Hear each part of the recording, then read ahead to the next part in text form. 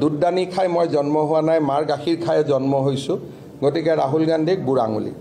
গতিকে ৰাহুল গান্ধীক মোৰ এনেকুৱা এটা ডাঙৰ বুঢ়া আঙুলি এটা দেখুৱাই দিম।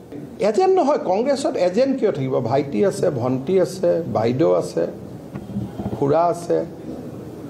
মই কংগ্ৰেছত 22 বছৰ থাকি অহা নাই জানো? এইটো আপোনালোকে ক'লে সম্পৰ্কটো টুটি যাব নেকি?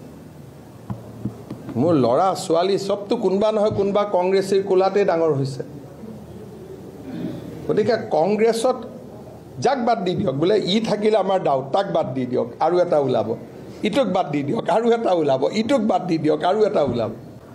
গতিকে কংগ্ৰেছত মোৰ ইম্পেক্ট, মই ৰাজনীতি কৰি থকা দিনলৈকে থাকিব, তাৰ পৰা কোনো আঁতৰি আহিব নোৱাৰে। বহুত ডাঙৰ মানে গ্ৰীপ আছে।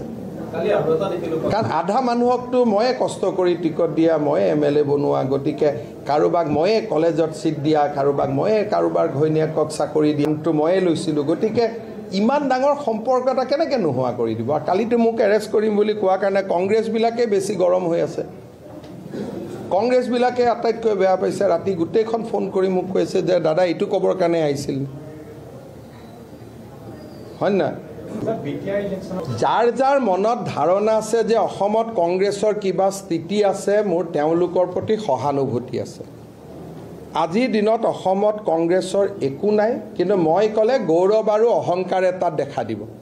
মই যদি কওঁ যে মই 100টা ছিট পাম, 90টা পাম, বহুতে ক'ব হিমন্ত বিশ্ব শৰ্মাৰ অহংকাৰ হৈছে, গৌৰৱ হৈছে।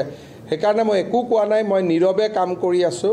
কিন্তু যিসকলে কাৰোবাক লৈ সপোন দেখিছে, এটা সপোনো পূৰা নহয়, সকলোৰে প্ৰতি মোৰ চিম্পেথি থাকিব যিকেইজনে ভাবি আছে।